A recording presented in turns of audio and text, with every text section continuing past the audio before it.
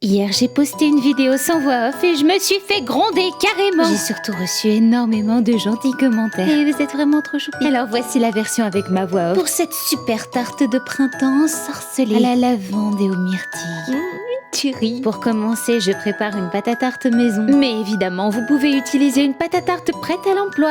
Moi, je juge pas. Ensuite, j'utilise des myrtilles fraîches ou congelées, c'est comme vous voulez, que je vais faire compoter à feu doux dans une casserole avec un peu de sirop de lavande et du jus de citron. J'ai utilisé mon sirop de lavande fait maison, mais vous pouvez en trouver tout près dans le commerce. Ou simplement mettre directement quelques fleurs de lavande dans les myrtilles. Quand les myrtilles sont cuites, je mélange de la maïzena avec un petit peu d'eau froide pour en faire un liquide homogène et je l'incorpore dans mes myrtilles. Je laisse épaissir à feu doux quelques minutes. Je fais ensuite cuire ma pâte à tarte pendant une vingtaine de minutes à 180 degrés. Vous faites selon votre four, selon l'épaisseur de la pâte à tarte, etc. L'important c'est qu'elle soit cuite à votre goût. Moi j'ai ajouté un tout petit peu de jaune d'œuf sur les bords pour qu'il soit bien doré. Je fais quelques trous au fond et je mets des pois pour éviter que la pâte gonfle. Une fois que la pâte est cuite à souhait et refroidie, on peut y déposer notre compoté myrtille lavande. Et honnêtement, on peut décider de s'arrêter là, c'est déjà très bien comme ça. Mais moi personnellement, en grosse gourmande que je suis, j'ai fait en plus une petite chantilly à la lavande en fouettant une crème entière liquide avec un petit peu de sirop de lavande et en y ajoutant un peu de jus de myrtille pour donner une super couleur lavande à ma chantilly. Et ensuite, il reste plus qu'à s'éclater avec la déco et ça, c'est très perso, vous faites ce que vous voulez. Elle est pas trop mignonne, ma petite tarte. Puis vient la meilleure étape de toutes, celle de la dégustation.